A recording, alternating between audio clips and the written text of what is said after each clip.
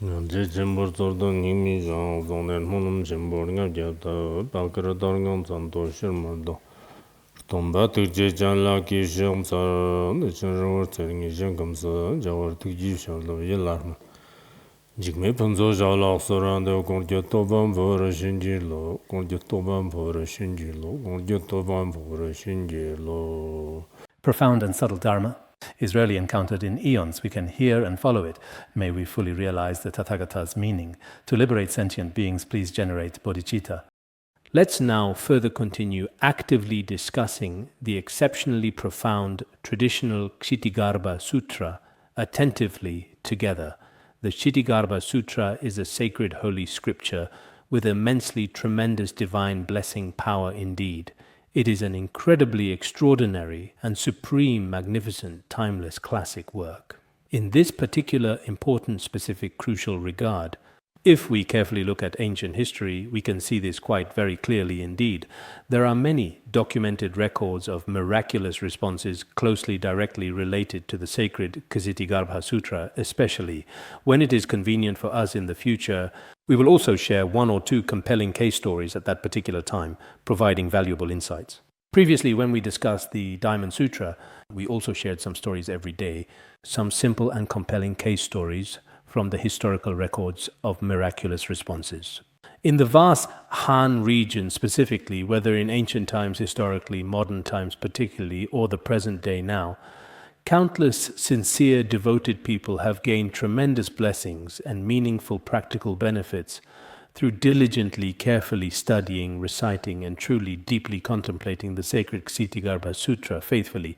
Some of these case stories, I translated this into Tibetan last year. I am not entirely sure how many stories there are in total all together in the collection. I feel that in Tibetan area there weren't such stories before. So I wanted to translate those that could be paired with the Ksitigarbha Sutra. Roughly, how many case stories are there? Anyway, whenever I came across some particularly good and valuable stories, I would translate a portion of them, but haven't actually finished translating the rest of them all yet. I think there should definitely be quite a lot in the Han region.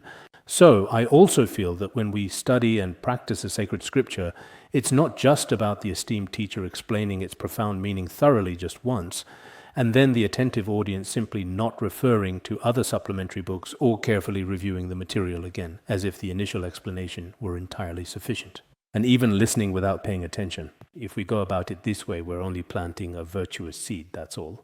In fact, if we actually really have the time, then maybe as for the content covered each day, we should look up more materials related to it and read more other books for reference as well. At the same time, we ourselves should also develop enthusiasm for this Dharma. This kind of enthusiasm is very important. If we have true enthusiasm for this profound Dharma, then I think in the future we can also rely on this Dharma to benefit sentient beings. A couple of days ago, I also mentioned, although I don't have the transmission lineage for the Ksitigarbha Sutra, but relying on the special blessings of my Guru, His Holiness Jigme Phuntsok Rinpoche, and the blessings of the Ksitigarbha Dharma, I should have truly profound confidence in this Dharma. If we have this confidence, then through our continuous mutual teaching and listening like this, perhaps we can receive a kind of blessing power. If within our own mind streams we receive some transmission of this blessing power, then it will also be very easy to spread this Dharma, because you yourself have already received the blessings of the Dharma. When you receive the blessings of the Dharma, your personal view and your sincere attitude toward this sacred Dharma will be completely different. After you finish studying, everyone might think, oh, as long as I find devoted followers, find loyal disciples, I must give them a proper and complete empowerment, an empowerment of the Ksitigarbha Sutra. What kind of empowerment of the Ksitigarbha Sutra is it exactly? You simply place a statue of the Ksitigarbha Bodhisattva upon their head, and then we can begin to recite the sacred name. Oh, we haven't had the chance to recite it yet today. Let's all sincerely recite the sacred name of Ksitigarbha Bodhisattva together. This profound practice is also intended to eliminate all disasters and misfortunes in the world, to help the deceased be reborn in the pure land of ultimate bliss, and to bring peace and a sense of profound smoothness to the living experience in everything we do. This is the kind of aspiration we consistently make. Shangzhu Senhua Senhua Chenpo Sai Nyambo La Shang Zalun Chodo Gyasum Shangzhu Senhua Senhua Chenpo Sai Nyambo La Shang Zalun Chodo Gyasum Senhua Senhua Chenpo Sai Nyambo La Shang Zalun Chodo Gyasum Shangzhu Senhua Senhua Chenpo Sai Nyambo La Shang Zalun Chodo Gyasum Shangzhu Senhua Senhua Chenpo Sai Nyambo La Shang Zalun Chodo Gyasum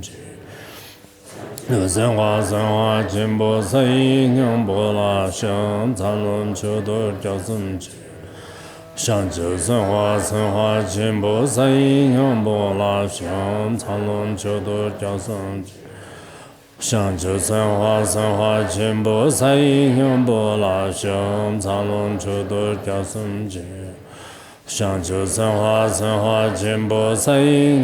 La Shang Zalun Chodo Gyasum Shangzhu Senhua Senhua Chenpo Sai Nyambo La Shang Zalun Chodo Gyasum Shangzhu Senhua Senhua Chenpo Sai Nyambo La Shang Zalun Chodo Gyasum Sai Nyambo Gyegi Duge Dam Zabar Monam Genze Nibi Lame Yishi Gyamzhi Jenzha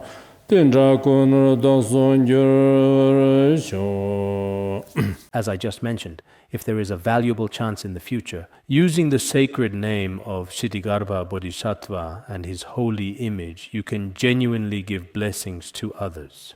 If someone respectfully asks, "Can you please give me an empowerment?" you can carefully place a blessed image of Ksitigarbha Bodhisattva on their receptive head and recite Shangzhu Senhua Senhua Chenpo Sai Nyambo La Shang Zalun Chodo Gyasum Cheo. Yes, just like that, exactly as it sounds, precisely.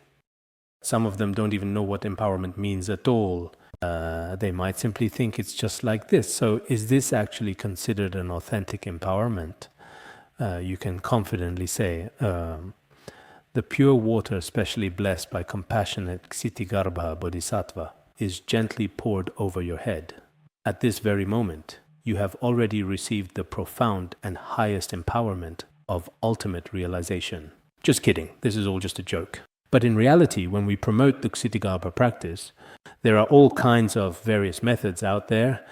First, we need to have the right intention for this spiritual practice from the beginning. Of course, this intention may actually be closely related to past lives. There is still some connection there. If the causes and conditions stemming from past lives are relatively good and favorable, you will naturally have a strong and unwavering faith in any profound Dharma practice. In today's contemporary terms, we might accurately call this a distinct preference or a deep-seated interest. For example, I have an interest in art. I have a strong and genuine inclination toward the profound teachings of Buddhism. I truly feel a deep and spiritual connection to the revered Ksitigarbha Bodhisattva. I feel a connection to Avalokiteshvara Bodhisattva. Actually, in Buddhism, we call this a kind of faith. To truly have faith, this profound faith is intrinsically related to certain differences in the causes and conditions from past lives, whether it's our love for people, our love for the bodhisattvas, or our love for sentient beings. Some of it is actually acquired later in life, brought about through formal education or continuous learning. Part of it is related to the causes and conditions from our past lives and is intrinsically connected to the good or bad karma accumulated from previous lives. But no matter what, in this very life, if all the necessary conditions come together, by relying on this profound Ksitigarbha Dharma practice, we can achieve great merit. With our collective efforts and unwavering dedication, we will definitely be able to benefit a vast multitude of sentient beings, extending our positive influence far and wide. Today, we will continue our discussion, building upon the foundational concepts and important points that we meticulously mentioned yesterday, delving deeper into the subject matter with renewed focus and clarity. After Shakyamuni Buddha's mother manifested parinirvana, she was reborn in the heaven of the 33. After the Buddha attained enlightenment, he personally went to the heaven of the 33 to teach the Dharma to his mother. In fact, teaching the sacred Dharma to his own most beloved mother, on one hand, is a truly classic example of repaying the profound kindness of one's beloved parents. The Buddha taught the Dharma to his mother, as in the Ksitigarbha Sutra, and for his revered father there is the profound sutra of the meeting of father and son, a significant text. Later, after attaining enlightenment, Shakyamuni Buddha returned to the Shakya kingdom, and then, through a careful dialogue with his father, he deeply expounded this sutra. In Chinese Han Buddhism, some truly believe that the Ksitigarbha Sutra is actually a classic text on filial piety, a Buddhist scripture about being filial to one's parents. Therefore, in the past, some great masters, in order to truly repay the kindness of their mothers and all sentient beings, or in other words, the kindness of their parents in this present life, would also teach the Ksitigarbha Sutra or diligently study the Ksitigarbha Sutra or recite the Ksitigarbha Sutra themselves. Everyone present here, each and every one of us should, no matter what the situation is. Some people may have a much better relationship with their parents, while others may not have such a good relationship. But regardless, we all owe a debt of gratitude for being raised and given life. So whether we attentively listen to this profound teaching, diligently teach this sacred Dharma, sincerely reciting it, or actively developing deep faith in its principles, all of these are truly meaningful ways we can effectively repay the immense kindness of our beloved parents. Earlier, in the sutra on the difficulty of repaying parental kindness, it was mentioned that if parents are guided into the Buddha's path through 5 kinds of virtuous means, then this is truly the very best way to repay them. It is the same for us now. Some monastics, perhaps because of your elevated status, may not often be able to personally accompany your beloved parents in person, whether it is when they are ill or when they are growing old. You may not even be physically by their side very often, or perhaps even at all. This also includes some of us who, although not ordained monastics, are committed lay practitioners who seriously study Buddhism and very often participate in Buddhist activities and spend little time with our parents while they are still alive. But I truly think if we dedicate our merits well, if we genuinely help them gradually, step by step, indeed, to recite the Ksitigarbha Sutra even once, in this way we can repay the kindness of our parents. Moreover, our way of repaying this kindness is different from the worldly ways of repaying gratitude. The worldly way of truly repaying gratitude is to give them something meaningful in return, the joy of seeing a house full of children and grandchildren, or to provide them with abundant wealth, or to often accompany them in their old age. In this way they might feel satisfied.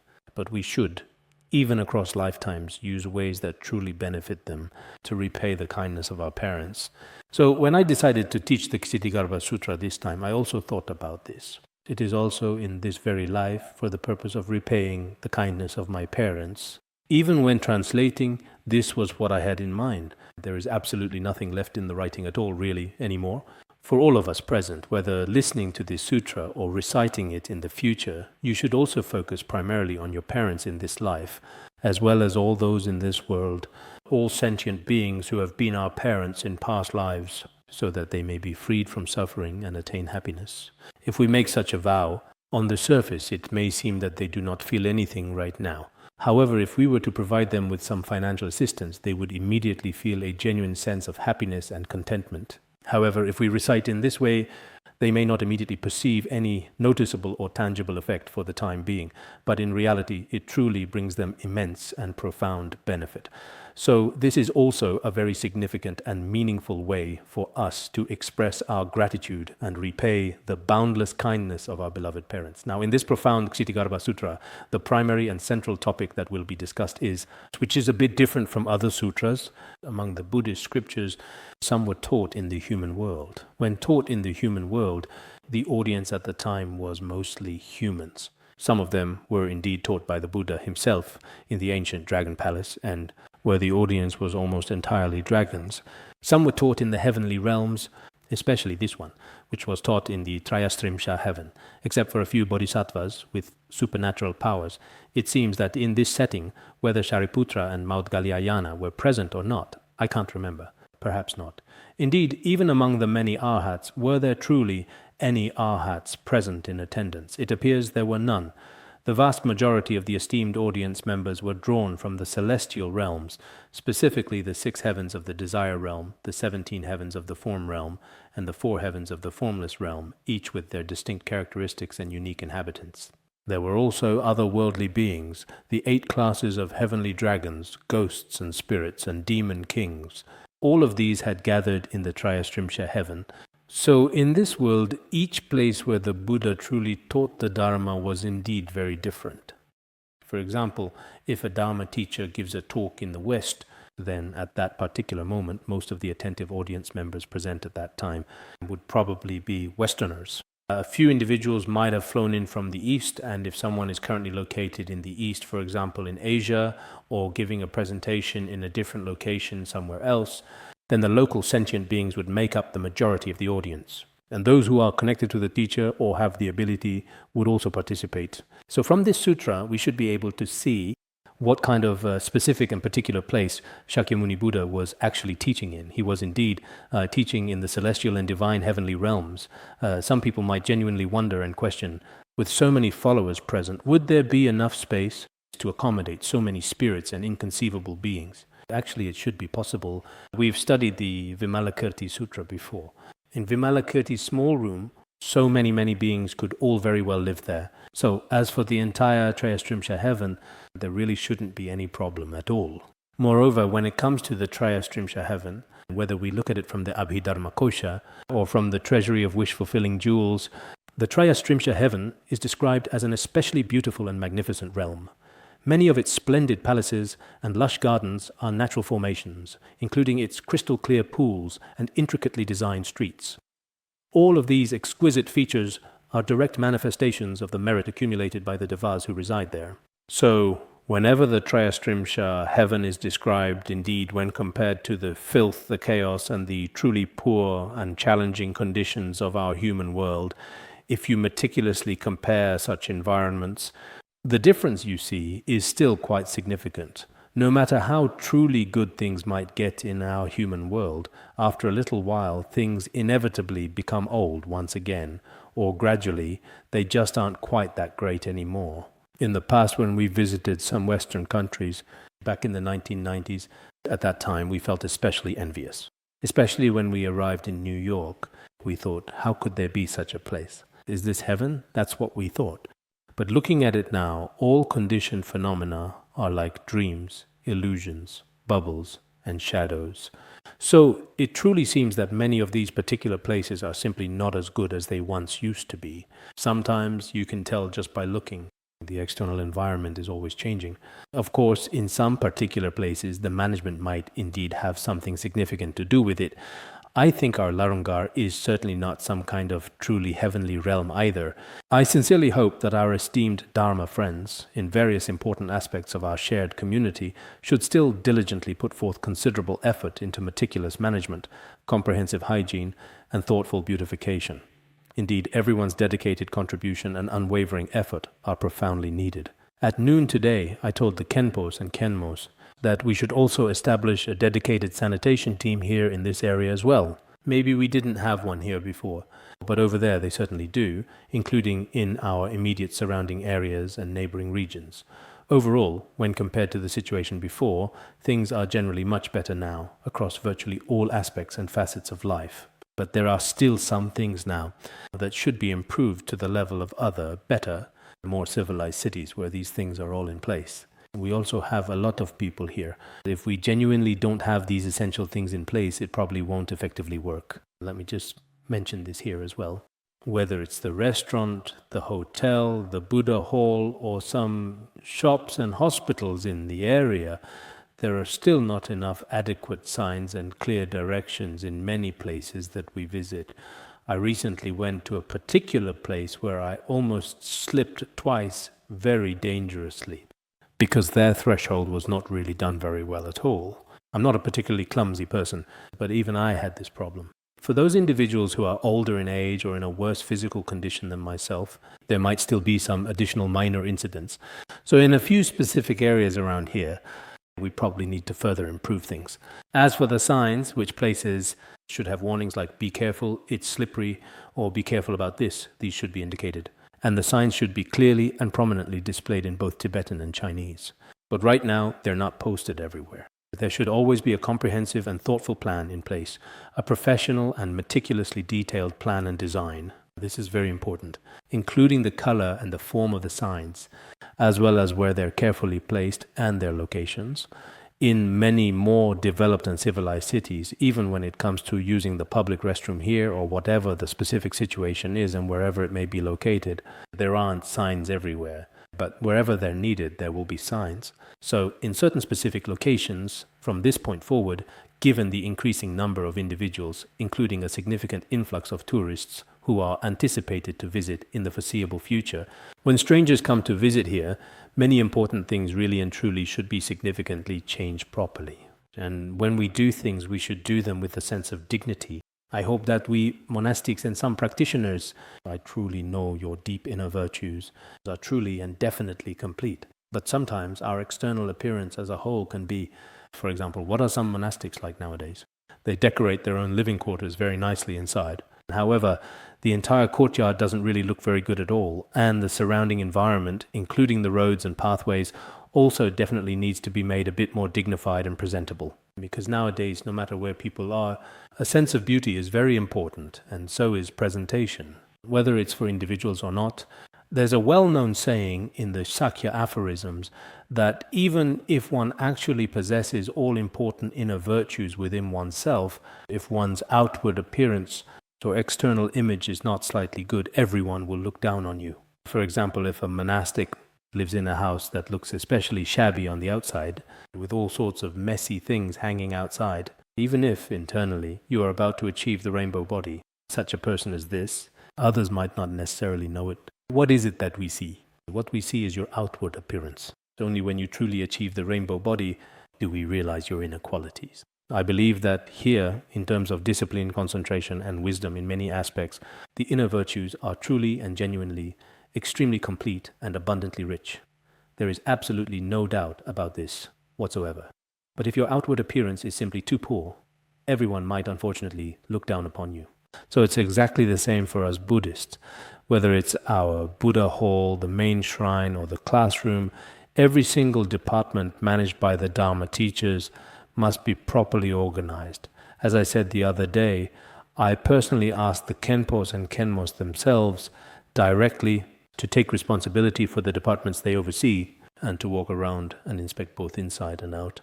But later, I noticed that many Khenpos and Khenmos didn't go. I observed that they did not make any discernible moves at all. After I had finished speaking, I still fully plan to follow up on this matter. Whether or not they actually carry it out, if they don't, I will have my own opinion about that person. I've already mentioned it once, even twice now, but it seems so incredibly rigid, so quite stubbornly and truly hard to change. This is actually a very small matter, but in reality, whether it's our Dharma teachers or not, I'm not sure how things have been recently. Last year I went to classrooms of male and female practitioners, Khenpos and Khenmos. These weren't their personal classrooms, but rather their classes' classrooms. However, in some places, as soon as you walk in, all sorts of random messy things are piled up together. There are many people's offerings of fresh flowers displayed everywhere, dazzling to the eye. But there's not a bit of aesthetic sense to it. There's no beauty at all. It just feels especially messy. In some places, whether it's thangkas or Buddha statues on display, especially dignified, truly pure, and quite imposing in its presence. So, as Patrul Rinpoche mentioned in the preliminaries, offerings in the 7-limb practice, you can see for yourselves, no matter what, Buddhas and Bodhisattvas not attached to anything make offerings, even 7 bowls of water, must arrange them in dignified, pure, solemn manner. This is the requirement. If we feel, wow, this looks beautiful and so dignified, then we will consequently receive the same merit. So, in this regard, every one of us, including our own personal spaces and the particular way we dress ourselves, and even the specific departments or certain areas we are in charge of, even down to the actual bed you sleep on at home, many small aspects like these all reflect a person's genuine true image, and this is absolutely extremely very important. Another clear example is our current roads, which were originally designed and constructed according to the established standards of proper cities, with dedicated sidewalks and essential tactile paving for the visually impaired on their sides. In more civilized cities, on the sidewalks and tactile paving, nothing is placed there at all. But here, We still have large garbage bins placed there quite visibly. The other day I actually spoke to the main property manager about this particular problem. I told them it would be best not to put the unsightly garbage bins here. They should be placed somewhere a bit more closer by instead, perhaps. It's really not good to have the garbage bins here. This is a sidewalk, and even blind people should be able to pass through. Right now, even those of us with sight have a hard time getting through. It is absolutely true. Indeed, in many civilized cities, you will find nothing is placed there at all. But in many places in the mainland, on the tactile paving for the visually impaired, all sorts of random things are piled up there. Incidents like these, we've mentioned them many times, but it doesn't seem to help. The other day, I told them it would be best if you built a cement platform, including over by the Lay Buddhist Association. There are several garbage bins just dumped there. Also, just right there, clearly visible on the sidewalk too. They even drive tractors onto the sidewalk. There are even some cars. Just the other day, I took photos of them. I handed them over to this year's person in charge. But it seems like sometimes, perhaps, I am just being overly sensitive, but on occasion, whether it is concerning a particular city or not, we sometimes say that Larung is also referred to by some specific city names, and some Buddhists like to do this too. But just having the name like that, if the management and all aspects inside aren't good, it definitely won't work. So our many active Buddhist centers actually need to have a sense of beauty and need to have a sense of purity. If that's the case, I believe that internally, everyone's merit from listening, contemplating, and practicing should be comparable to many people's practical practice, wisdom, and individual abilities. In these aspects, I absolutely believe it should be the case.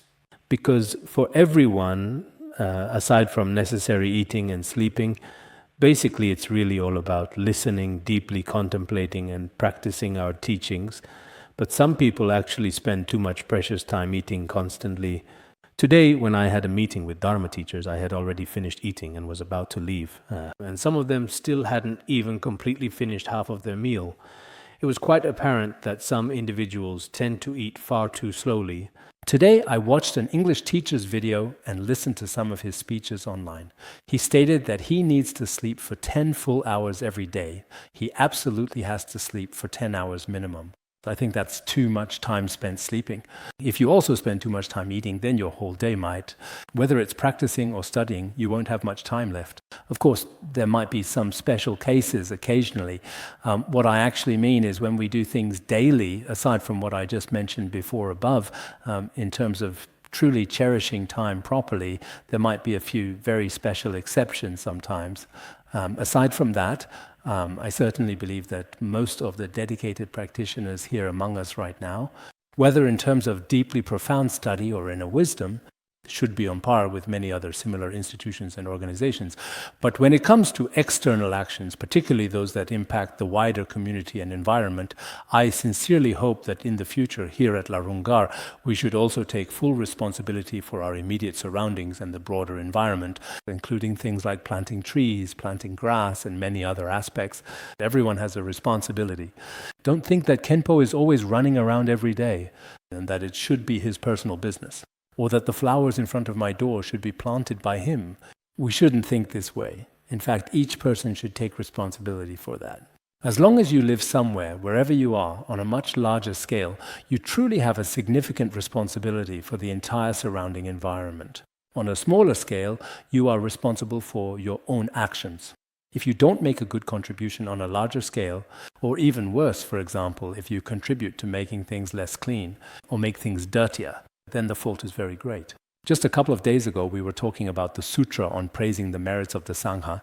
Making offerings to the Sangha, truly bringing them great happiness and joy, brings such immense and inconceivable merit. On the other hand, if you bring negative things to the entire Sangha community, then indeed you truly, for example, if you often litter, nowadays, even some monastics have this problem too. I'm not sure if it's appropriate for me to say this today, but it really is the case. For example, when someone is renovating their house, they put all sorts of messy things from inside, then just leave them all on the road, or put them in the trash bins. This is your personal matter. If it's your own construction waste, you must hire a suitable vehicle or a tractor by yourself and take it to a place that's farther away. It's not acceptable for us here because the public sanitation workers who are hired by the Sangha are paid with the Sangha's money, which is a significant financial commitment. If you use the Sangha's money to hire people and then have them serve your personal needs, then the fault in this is very serious. The merit of making offerings to the Sangha is also very great. But if you waste the Sangha's resources instead, or even make things look unsightly for the Buddhist Sangha, then that is really not good. I also spoke with the Khenpo and Khenmo about this at noon today. For example, now if you live in a certain place, it's impossible for everyone to serve you. When it's your turn to serve or contribute, you should also serve the Sangha yourself as well. Look at how, when we offer meals now in many places, the lamas and nuns are always providing for us. We end up, just as the non-Buddhists say, being the ones who merely enjoy and do absolutely nothing at all. The entering the middle way even specifically mentions this very important point. I am permanent, I am the enjoyer. I am not the doer. That's not acceptable. If you eat every day when meals are offered and have others serve you, that's not okay, no matter where you go. Whether you make an aspiration for the local Sangha or do something meaningful for the Sangha, it is very good from the important perspective of cause and effect indeed. It's also very beneficial and good for yourself personally. So I honestly think everyone here should consider this. This particular place is certainly not the pure land of ultimate bliss, and many significant aspects of our immediate environment here, including personal hygiene and overall cleanliness, all truly need to be carefully created and diligently improved by ourselves. In this regard, every Dharma friend, when you always arrive somewhere, you should adapt to the local customs and traditions. And you must repeatedly and diligently observe yourself, your actions, and your intentions. Otherwise, some people in charge, as it is profoundly stated in the Sakya aphorisms, everyone chooses you to be the leader, but many people don't even know what they are doing. It's like when looking at others, your eyes work fine, but to see yourself, you need a mirror. So some of us, including those in charge, are good at spotting others' faults. But when it comes to what they themselves are actually doing, some people may not be very clear about it. Thus, in this regard, everyone, no matter who you are, just now I only used Larungar as a specific example to illustrate my point in this context. In fact, wherever you are living currently, you need to carefully, properly adapt to the specific local customs and traditions. You must always provide the local people with as much practical convenience and benefit as you possibly can offer them. In this way, others will treat you well too. If we are always just the ones enjoying the benefits, and if we never provide any benefit to others at all, or even worse, if we unfortunately bring them harm instead somehow, then we ourselves may certainly not be very happy, either deep down. Therefore, everyone should remember this valuable lesson as well always. Let's continue our detailed discussion of the Ksitigarbha Sutra today. Yesterday we talked about the very beginning of the Ksitigarbha Sutra. This sacred important scripture was translated by the renowned and highly respected translator Shiksananda. Shiksananda was originally from the ancient region of Xinjiang. And in the very end, his sacred tongue did indeed not decay at all, truly just like the great and revered Kumarajva. So, it seems that translators from Xinjiang have rather resilient tongues, and in the end, their tongues were not burned or damaged at all. There isn't a lot of historical information about Shiksananda available. There isn't much about him in some related materials either. But indeed, at that particular time, Buddhism was flourishing greatly and widely. He translated some extremely precious and profoundly significant sacred texts, including the comprehensive Avatamsaka Sutra and many other truly invaluable and deeply revered sutras. Some dedicated and highly skilled translators of that era meticulously brought these profound and sacred works.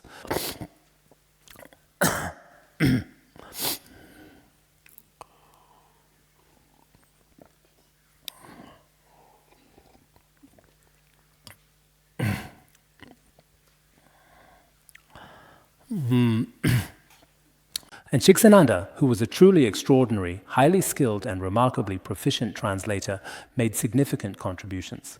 In the past, in our Tibetan region, we often referred to those esteemed translators who made great and significant contributions to the development of Buddhism as magical translators.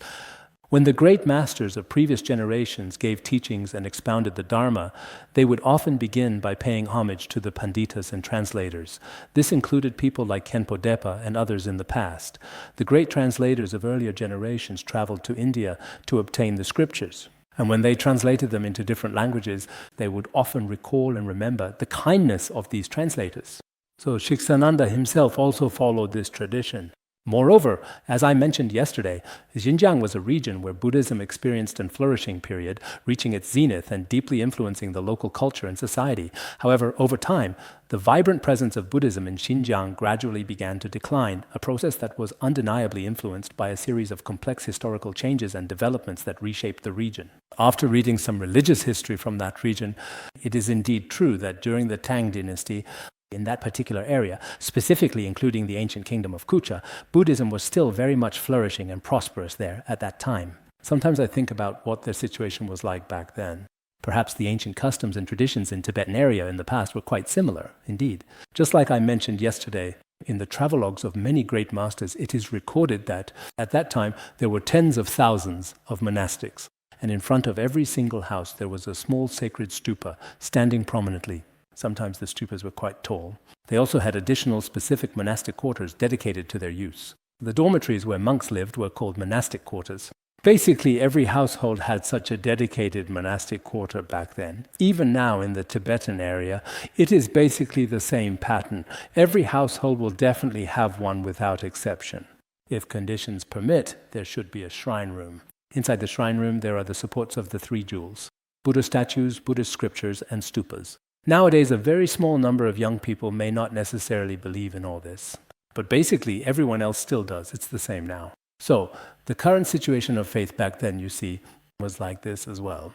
But later, probably during the Song dynasty, at that time, gradually and almost imperceptibly, the religion of Islam slowly began its expansion and influence, initiating a process of invasion that would reshape the geopolitical landscape of the era.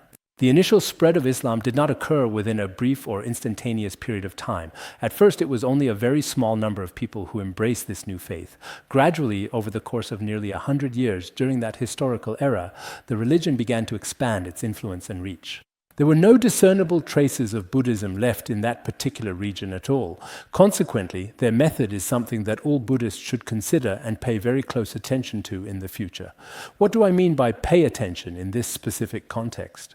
I don't mean that we should be like other religions, that we should also get involved in something, or actually go to war, or truly compete with them. That's not what I very much mean. But in certain unreasonable situations, sometimes we Buddhists might not even fully realize that we've been completely swallowed up by the perspectives of others without even truly knowing it. If that's indeed the case, it's actually a little bit frightening, because Buddhism is an extremely, extremely compassionate and understanding path, and precisely because of this compassion, everyone tends to look down upon you, often thinking that Buddhists are a very weak, vulnerable, easily dismissed and easily overlooked group of people.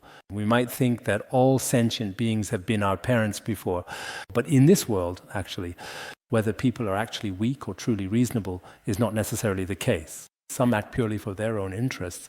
Many tyrants throughout history have been known to. They did not act for the benefit of the people. They acted solely for their own interests. Some religions are like this as well. If you look at the extensive history, for example, in the Western world, the so-called Crusades at that particular time were prolonged wars fought between the forces of Christianity and the forces of Islam, leading to considerable historical impact. A holy war that lasted nearly 200 long years in total. They often spoke of this particular holy war with great intensity. War itself is actually a very deeply tragic thing that brings suffering for humanity. War is something unpleasant and disturbing, yet despite its harsh realities, they controversially called it a holy war. It was believed that if someone died in such a battle, they would be reborn into the heavens. There was no need for rituals to guide their souls. They would go straight to the afterlife. And they were truly considered to be great heroes and so on back then. They also had this particular kind of system as well established. Even some of today's terrorists, many of them also act in the sacred name of religion to achieve their own hidden goals behind the scenes. That's why in many countries today, the union of church and state is not allowed at all. If religion and politics are wrongly combined, people often use religious faith as a convenient cover and then successfully achieve their own personal political aims through manipulation. This is very common in many places in the modern West today. Everyone should have some direct experience with this phenomenon. So, looking back through history, Many people today not only lack religious faith, but are even very much averse to it. This is quite understandable indeed. Why exactly is that, truly, actually? Some people truly do rely on their religion to start harming countless innocent people. This has been demonstrably the case throughout all of recorded human history, and it's precisely the same in real life today, even now. They talk about religion, and there may even be some so-called compassion and benevolence, these kinds of terms. But what exactly do they actually do? After all, they are just ordinary people, and it's entirely for their own personal interests. So, in this case, they also feel, I have no religious faith at all. They'd rather not believe in any religion, no matter what. Why are so many people like this nowadays around us? We often see that some religious doctrines or some problematic things brought about by religion can be very harmful to humanity in general, especially when misused, or at least really cause some damage, you could say. In this world, no matter what kind of name you ultimately take on, if you actually die because of brutal war, no matter what kind of beautiful garland we carefully put on it, in harsh reality, it's not very truly beautiful. Whether it's regular war or so-called sacred holy war, these have certainly existed in the past as well throughout history in many cultures. But the real and true way of fighting in Buddhism is to skillfully use the powerful army or sharp sword of compassion to completely cut off the fundamental deep root of our ignorance. This is also mentioned in the 400 verses on the middle way.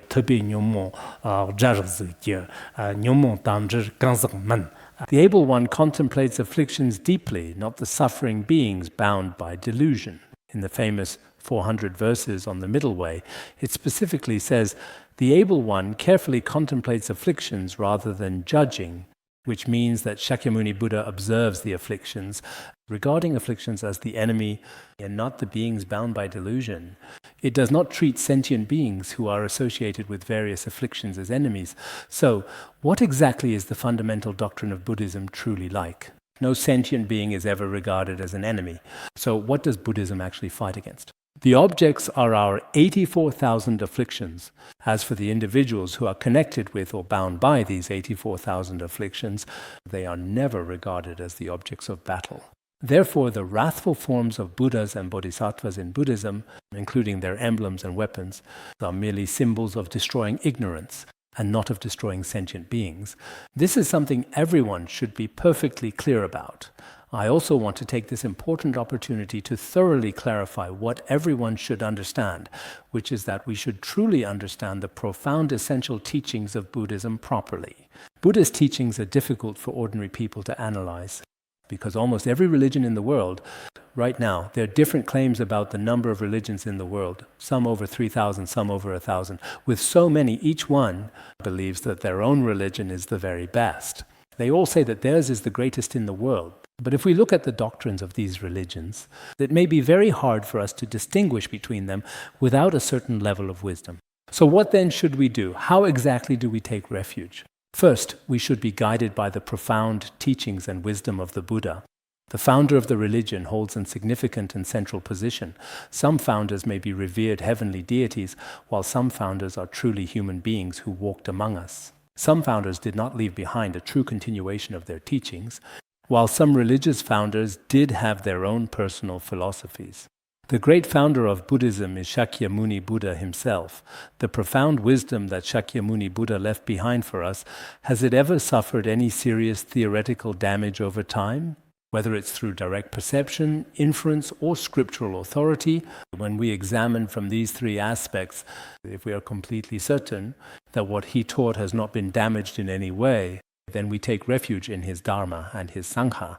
Only then is it correct. Otherwise, if we, as devoted Buddhists, just simply believe in the teachings of Buddhism because everyone else around us does, that is simply blind faith, following the crowd. During the Cultural Revolution, many people unfortunately abandoned their deeply held faith. However, some individuals steadfastly did not give it up at all. What kind of people are those who didn't give up? During their process of study, they truly developed firm conviction, unwavering and resolute. For example, when we talk about Shakyamuni Buddha, some people might say, oh, Buddha is great and God is also great. So anything that is mysterious or beyond understanding is considered good. They don't have any firm conviction. Others say Shakyamuni Buddha is great. They say, yes, Shakyamuni Buddha, great. Padmasambhava is great. Oh, Padmasambhava is also great. Manjushri. Oh, Manjushri is good. Avalokiteshvara Bodhisattva is good. It's just like that. They don't know anything at all. If, during your process of study and reflection, you understand what Shakyamuni Buddha is really like, just as in the commentary on valid cognition, when we establish qualities valid person, you realize, oh, so this the Buddha like. First we listen to the teacher says, then you look at the words yourself, and after reading, if it's still not clear, you think for yourself, is Shakyamuni Buddha really that extraordinary? The teachings of Shakyamuni Buddha truly in our world, whether verified through science or validated through practice or inferred through theoretical reasoning, is he really that remarkable? You should observe for yourself. Don't just listen to what others say. Truly observe for yourself, and after you've done so, in the end, truly, among all of the great founders of the world's many religions, Shakyamuni Buddha is indeed truly extraordinary.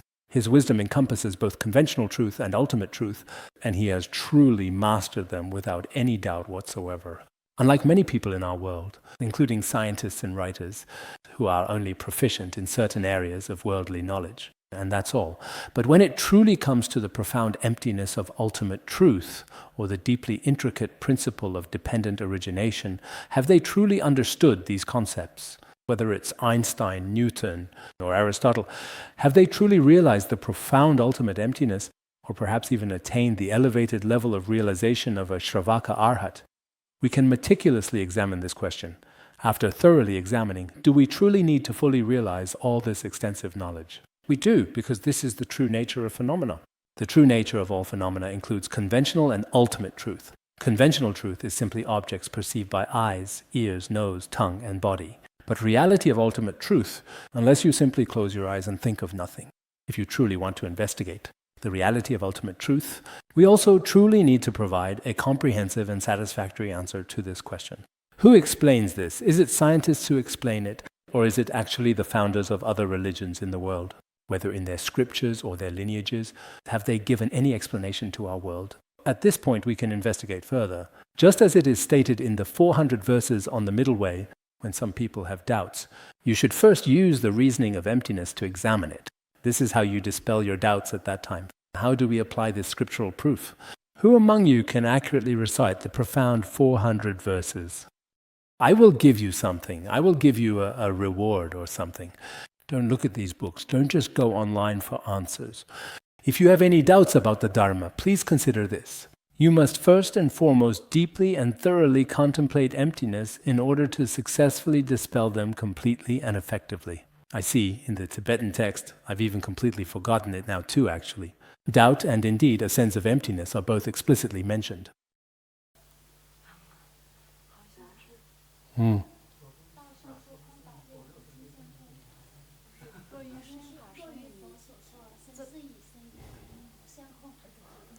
什么？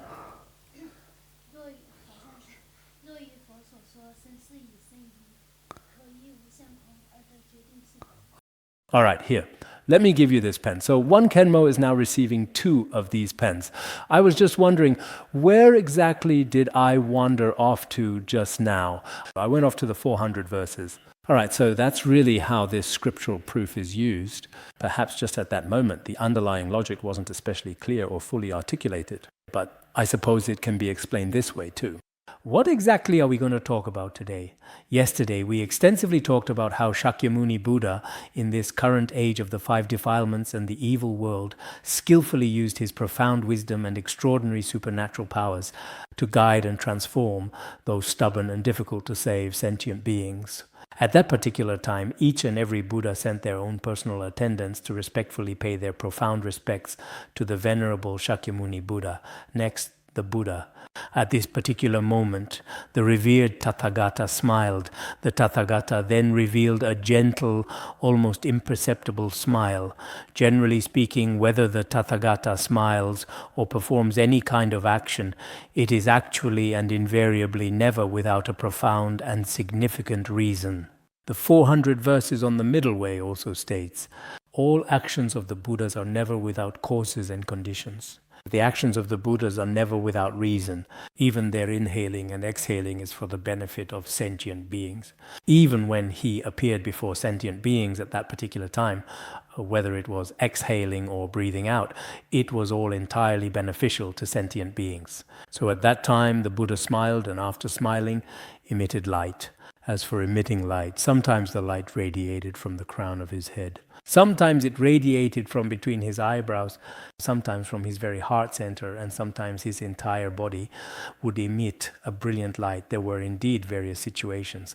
But here, it doesn't specifically state from which particular part the light was actually emitted. It simply states that the Buddha smiled at that precise time and released clouds of great light, numbering in the hundreds of thousands of millions and billions. Here, clouds should be understood as meaning a great multitude. Just like when we talk about Samantabhadra's cloud offerings are especially abundant because clouds cover the entire world. Each of these great clouds of light, in fact, each one can be explained according to the Vajrayana teachings or using the interpretive methods of the common vehicles possible.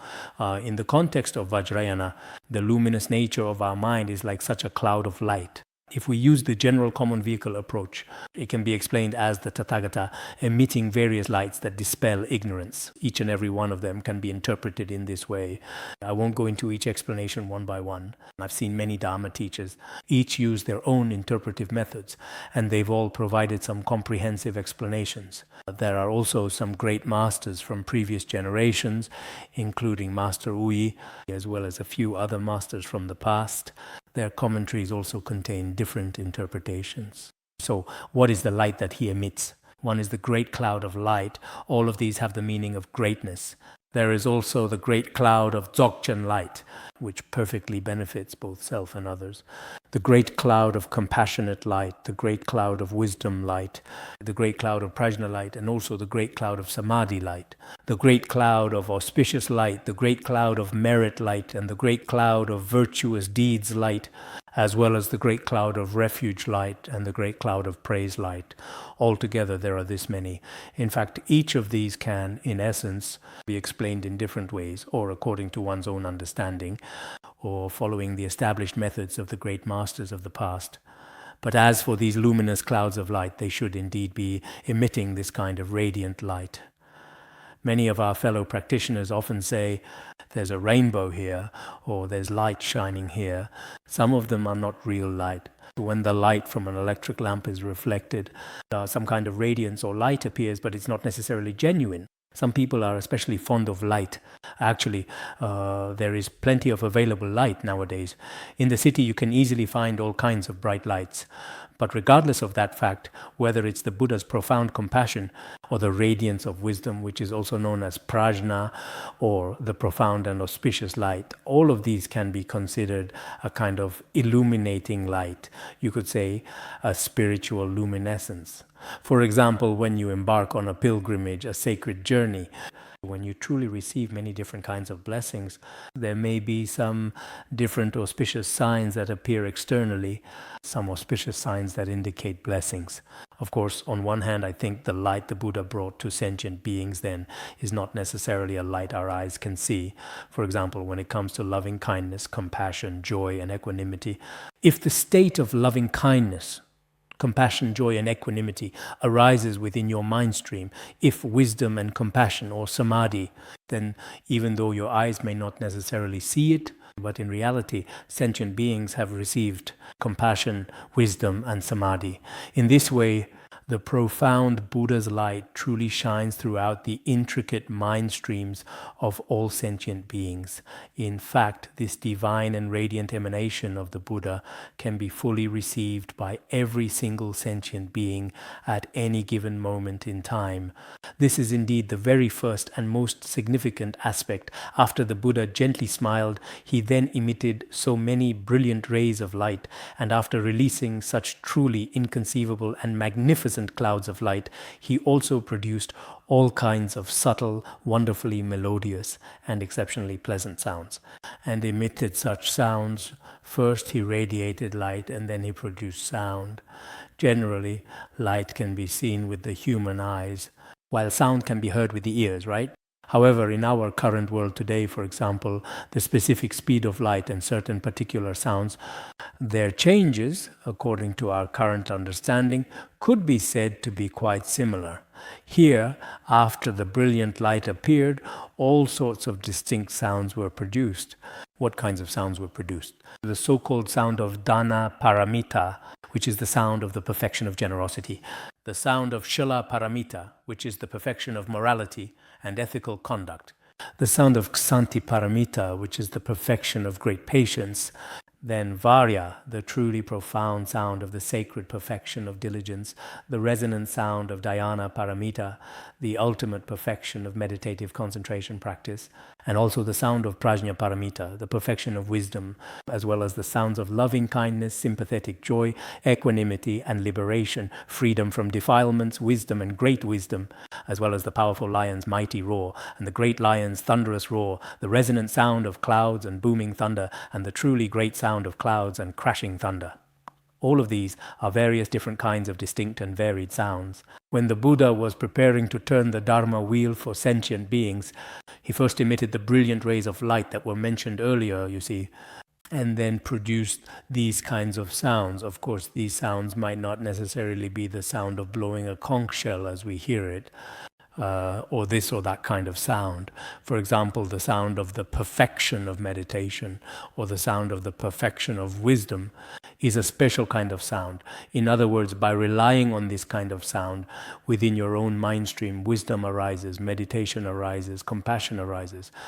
It should be clearly understood in this particular way. Actually, by truly relying on a certain specific sound, sometimes within a person's entire mind stream, various worldly and also transcendental qualities can genuinely and profoundly arise.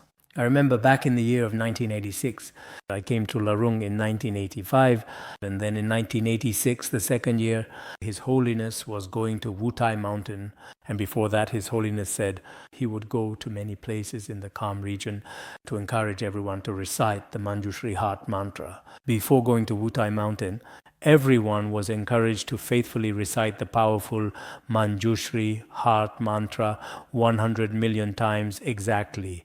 At that crucial time, we deliberately went to Luhuo, Garze, Daofu, and some significant places in Shinlong, as well as nearby Kangding and mountainous Danba. Altogether, we visited more than 70 monasteries in these places. Every time we went somewhere, His Holiness would put a big loudspeaker on the car and play the beautiful and evocative songs composed by Shangyang Gyatso through it. That was also a truly remarkable and very auspicious circumstance indeed. Whenever we passed through a bustling county town or a quaint, peaceful village, the music was played very loudly. At that time, I had just become a monk, so I was also curious, and I was especially happy. Plus, there were always a lot of people coming. At that time, the regulations weren't strict either, so we could play the music loudly. Back then, His Holiness's car wasn't anything special, like a Beijing Jeep. The best we had was a Beijing Jeep. The rest of the vehicles weren't particularly good either. But sometimes, we even took the train, to get to our destination, and we would play the loudspeaker on the train as well. Whenever we were about to arrive in a city, we would play Guru Rinpoche mantras loudly and also play songs by Changyang Gyatso. So what happened at that time was, everyone would show up at different times. Some people just came out of curiosity, simply indeed, because the sound was so loud, their curiosity was piqued. Some people were moved to tears, filled with deep faith because the sound was especially loud. Actually, I saw some Dharma friends, some lay practitioners. Sometimes when they played those loud Guru Rinpoche mantras or Avalokiteshvara mantras, they would just keep crying. That kind of sound really touches you in a certain way. Some people, maybe just a very small number, couldn't really get used to it. Their attitude wasn't very positive, but regardless, at that time, the Guru clearly said that for all of us this time, it should genuinely help many people plant virtuous roots. There must have been some deeper meaning behind it. Back then, we didn't really know why it was like that either. Some people still wondered why such a grand procession kept playing such loud sounds, especially when passing through some county towns. Everyone along the roadside would come out to see, what is that sound? Everyone was like that. But some people still put their palms together and cried. There were quite a few like that. Actually, this kind of sound, it carries special meanings from great monks, accomplished masters, Buddhas, Bodhisattvas. They must have unique, deeper intentions. Sometimes sentient beings rely on a certain sound or external beauty, or on some kind of external attractiveness, and also on various forms and images to be guided and liberated. So, at that time, when the Buddha made those sounds, including now when we have class, we also ceremoniously blow the conch shell before our class officially starts. In the past, we used to beat drums and blow the conch, as well as strike some other instruments. This is very necessary. It's very important for planting virtuous roots. Previously, we recited the Guru Rinpoche mantra. Now, after class, originally the chant leader was supposed to recite a little, but the chant leader is very earnest, and after reciting it 3 times, he couldn't bear to stop. If he truly and genuinely cannot bring himself to stop, then it is perfectly fine if your control room plays it just a little bit more for him. Every single time we have a Vina master, it seems that he must be incredibly accurate and precise in his recitation. He personally will not read it more than just once. At most, I will read it a maximum of 3 times, and sometimes on other occasions only twice. The mantra is Om Ahum Benza Gereban Mase the Hum. There are some really particularly good sounds at the very back. The wonderfully clear sound in front of us is indeed still very good. I often tell Vina Master, I told the Vina Master that day, can you arrange for another person to be next to you? Let's recite together, otherwise the sound is a bit monotonous. He deliberately placed the microphone on this particular side so that the other person simply couldn't recite anything. It has always been like this, truly. I've been paying very close attention these past few days indeed. Even though that master is sitting next to him, the microphone has always been on this side, so there's really no way for him to truly participate.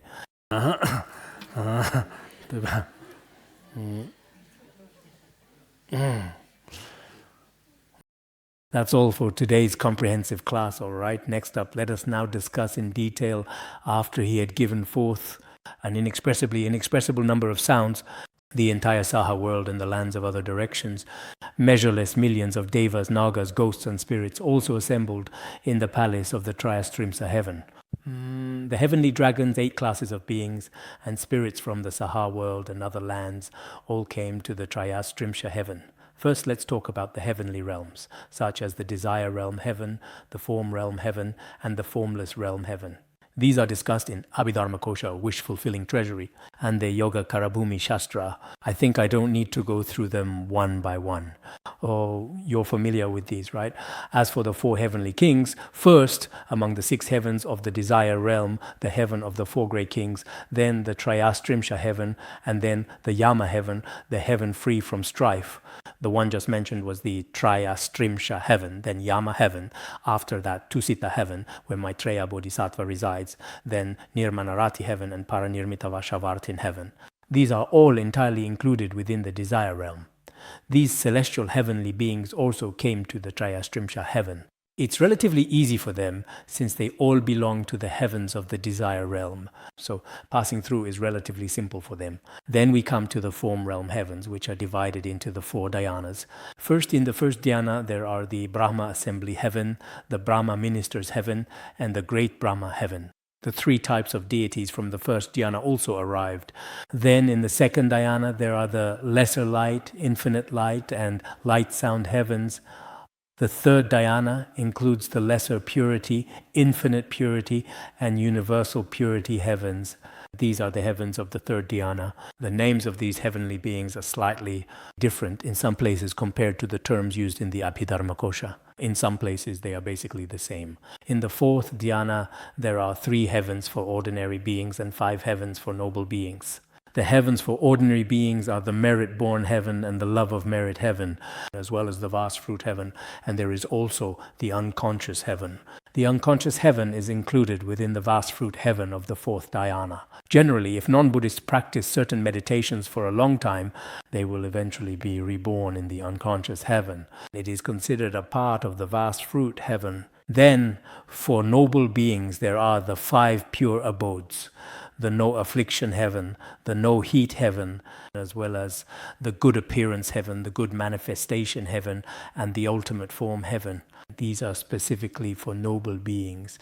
Indeed, it is primarily noble beings who truly reside here. So in the fourth dhyana, the first three are for ordinary beings, while the latter five are for noble beings. And here we have the magnificent Maheshvara Heaven. Maheshvara Heaven is the Lord of the ultimate form, heaven, also known as the Great Freedom Heaven, all the way up to the heaven of neither perception nor non-perception. The ultimate form. Heaven is the highest in the form realm. Then comes the formless realm. The formless realm includes infinite consciousness, infinite space, nothingness, and the heaven of neither perception nor non-perception, which is the summit. Among the three realms, the highest is the heaven of neither perception nor non-perception. According to the traditional view of the renowned wish-fulfilling treasury, the four formless heavens surprisingly still possess extremely subtle forms. Therefore, their precise locations and the specific names of the heavens are all distinctly different. They are also arranged in ascending levels. However, according to the Abhidharmakosha, the formless realm is truly formless. As the verse says, the formless realm has no form or appearance. So it is not truly fixed in any particular place. It is not stated that if one dies in a certain place, one will enter into samadhi for 80,000 kalpas here. This refers to the celestial beings of the formless realm. There are some differences in the explanations here. But in the wish-fulfilling treasury treatise, Venerable Longchenpa also cites some scriptural sources and explains them in detail. Now, every day in the wish-fulfilling treasury treatise, sometimes he discusses many non-Buddhist views, and sometimes he elaborates extensively on world views. That's why many great masters in the past placed special importance on the wish-fulfilling treasury treatise. I myself have only received the transmission but have never formally studied it. When I first came to the Institute, I read through it once. Now, while translating, sometimes I feel that the wish-fulfilling treasury treatise, I really don't know what exactly is being studied in it. Whenever it comes to discussing non-Buddhist views, it goes on for days and days, always talking about non-Buddhist views. Venerable Longchenpa can be quite interesting at times as well. Sometimes when he talks about the formless realm, he also spends a long time discussing the formless realm. Anyway, after translating it, I don't even know if anyone will read it. But regardless of that, I had previously made a vow to translate the 7 treasuries as well. The wish-fulfilling treasury treatise consists of 2 thick volumes. The first volume is basically finished, and now I'm working on the second volume. The section on the formless realm is in the first volume. Next, all the heavenly beings. This refers to the 3 realms. The heavenly beings of the desire realm, the form realm, and the formless realm have all been discussed. Those of you who have studied the Abhidharmakosha will be quite clear about where everything is. If you haven't studied the Abhidharmakosha, you won't understand anything and will just stare blankly. All the heavenly beings, naga beings, spirits, and so on, all gather together. Look at these heavenly beings from the 3 realms, and also the nagas, those with supernatural powers. They can fly up to the heaven of the 33. Generally speaking, some of them are indeed capable of doing this. The dragons depicted in movies nowadays may not necessarily be able to ascend there, you see. Spirits and deities have all come as well, and furthermore, various gods from other lands and from the Saha world, what we refer to as spirits and deities. Among the gods there are sea gods, river gods, stream gods, tree gods, and mountain gods. In the past, in the Han region, rivers and streams, the Yangtze River was called Jiang, and the Yellow River was called He. Later on, the terms Jiang and He were combined. Some larger ones were called Jiang, and the smaller ones He. But now it seems that the Yellow River and the Yangtze River are about the same, right? In the Tibetan language, it is truly not easy to clearly distinguish between these 2 specific terms. Sea gods for the sea, river gods for the rivers. Why, in some places, when river gods or sea gods are displeased, disasters often occur. This has been the case since ancient times. Nowadays, some people don't acknowledge spirits and deities, but when troubled by spirits, they have to admit it. There was once a leader who absolutely refused to believe in them. But later, he was truly tormented by all kinds of nightmares and such, because he encountered things and had choice to admit it. In the end, he said, ghosts indeed really do exist, and so too do gods truly. Sometimes, if we are completely materialistic in our thinking, there are indeed many things that happen which can't be explained. For example, there are mountain gods, earth gods, and road gods. In these places, when they are displeased, they often play tricks on people. They can indeed bring all kinds of significant harm to us. If we truly make them happy, they really do make things considerably easier for us. If we completely refuse to acknowledge this crucial fact, it might actually bring us quite a lot of trouble. That's why sometimes we recite certain things, like fire offerings, such as burning incense. These practices are extremely helpful and beneficial for the local gods and spirits in the local area. Some of them are hungry ghosts. Some are animals and some are really pitiful beings. No matter what, these are things we can't see with our eyes or hear with our ears. There are so many of them. But these things truly cannot be easily denied by us. If one attempts to deny them, it is indeed a very difficult task to accomplish. Even those individuals who fundamentally do not believe in the existence of spirits, like some prominent political leaders in many Western countries, in their biographies, when it comes to certain experiences in their lives, they also have to admit it. There are some things that just have to be acknowledged. So in our Buddhist tradition, even these things are described very clearly. For example, river spirits, tree spirits, mountain spirits, and earth spirits. The majestic mountains are prominently protruding, and the very earth itself forms the solid ground beneath our feet, and in various distinct places, including those inhabited by ancient earth spirits. There are also river and marsh spirits, which should include some lakes. And then there are crop spirits, spirits of the fields, as well as the spirits of the day and the spirits of the night. Some of these spirits work the night shift, while others work during the daytime hours. At dark night, you might unexpectedly encounter the mysterious night spirits.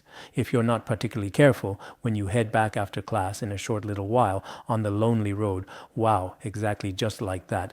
Wow, when they suddenly appear like that, it's absolutely really scary. If there are no streetlights, the night spirits are right by the roadside.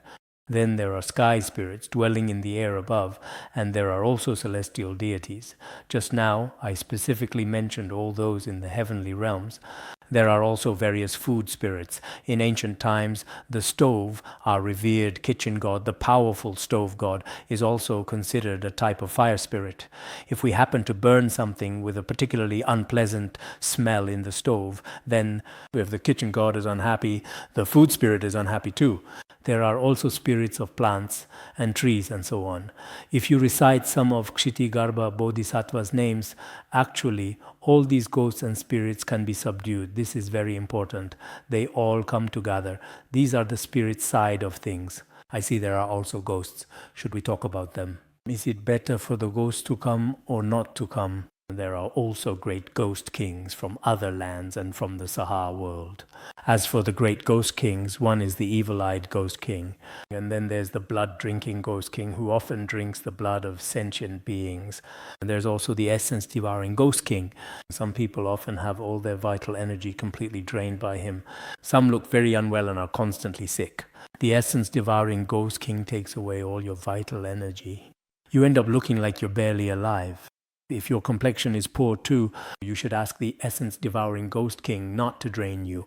Let me have a better complexion and be healthier in all aspects. That's what you should say to him. Just kidding. Then there's the fetus and egg-devouring ghost king who devours those born from wombs and eggs. He often relentlessly feeds on them. Some may unfortunately even die in the womb. Then there's the notorious disease-spreading ghost king, which might be what we see nowadays. Because some actions of sentient beings are not very good. The powerful disease-spreading ghost king brings a lot of terrible suffering and widespread illness to people. Illnesses like the flu, avian flu, COVID-19, plagues, and the bubonic plague. All of these are brought about when he is displeased. There's also the formidable poison-consuming ghost king. Nowadays, many people are addicted to drugs. Actually, these are also caused by a kind of ghost or addiction. There are such cases nowadays. Many young people really feel like they can't go without using drugs. In some countries, it's already legal. In some countries, although it's not legal yet, there are still a huge number of young people involved. Because once you really start using them, you've basically fallen under the influence of ghosts. You completely lose your personal autonomy and also your freedom. This is especially frightening. There are also some beings called the compassionate ghost kings. They may seem very compassionate and kind on the surface. Actually, some ghost kings are not necessarily all bad. We often say that asuras and yakshas are all bad, but this is not always the case. But I think some of them are even better than us. some asuras, rakshasas, and yakshas. When you interact with them, you will actually find that they actually have compassion and kindness. They can be very good. I myself am fortunate to have many asura and yaksha friends, as well as numerous compassionate and benevolent ghost kings. All of them are very good and loyal companions. Furthermore, there are also dedicated welfare ghost kings who actively do extensive charity work, and numerous great loving and highly respectful ghost kings, and so on. All these different kinds of majestic ghost kings also gradually came to the sacred Trāyastriṃśa Heaven. Let's simply stop here for the moment now.